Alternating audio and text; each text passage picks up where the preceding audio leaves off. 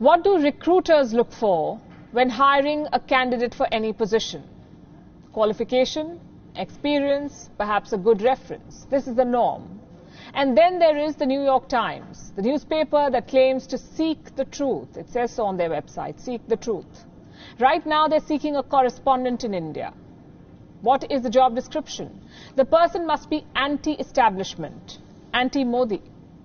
And this is not our interpretation. The New York Times spells this out in as many words. Let me read out the job description for you. Mr. Modi is advocating a self-sufficient muscular nationalism centered on the country's Hindu majority. That vision puts him at odds with the interfaith, multicultural goals of modern India's founders. And just in case you're wondering, I'm reading from the so-called job description of the New York Times. It's not an opinion piece, although it sounds like one. These scathing lines are designed to attract a candidate who will fill the role of a business correspondent for the New York Times, not an opinion writer, mind you, a correspondent. Slight problem. Reporting requires objectivity. What the NYT is looking for is a candidate who looks at every story through a prism of prejudice.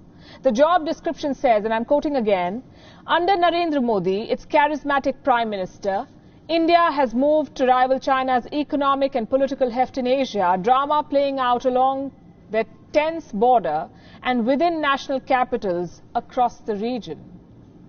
What kind of recruitment ad is this? When was the last time you saw a recruitment ad like this? At least I have never seen something like this. This edit piece/job ad was posted 4 days ago. But the NYT's anti-India bias is much older. I'll give you a sample.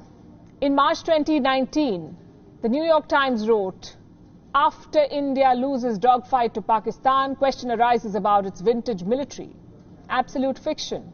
The fact is, India never lost a dogfight to its western neighbor.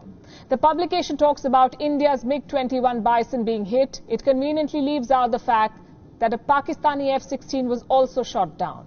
In March this year, a headline in the New York Times declared that India's system is broken. In May, it said India's outbreak is a danger to the world. The danger is the virus from China and its Delta variant that caused so much suffering in India. But the New York Times likes to spin stories to suit its narrative. It misses no opportunity to paint India in a bad light. In the NYT's reportage, India is defined by rapes and murders. In the NYT's India, death is the only truth. Pretty grim, isn't it? Also, pretty obviously biased. Remember a cartoon, this one, mocking India's space program. This was the New York Times' masterpiece. Clearly, they have some serious issues with India. And fair enough, every publication is entitled to its biases and opinions. But then, they should not claim to be the flag bearer of unbiased journalism. The New York Times cannot claim to seek the truth and help people understand the world while planting biased reporters in the world's biggest democracy and also writing op-eds on India's supposedly battered free press. It does not work that way, at least not in India. It may work in China. Of all the publications, the NYT should know this. It reportedly received $50,000 from China's state propaganda outlet, the China Daily, in the last 4 years. $50,000. I'm not making this up. I'm citing documents filed by China Daily with the US Justice Department. Take a look. What was this money for? Well, who knows? Perhaps pushing a certain narrative. The NYT seems to be at it even in its job ads.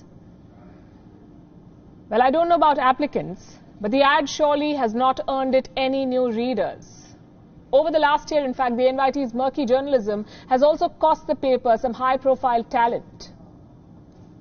In June last year, the NYT deplatformed its own editorial page editor, James Bennett. He met with protests inside his own newsroom for publishing an op-ed by a Republican senator. A month later, the NYT's editor and writer, Bari Weiss, resigned. She said that she was bullied and called a Nazi for her conservative views.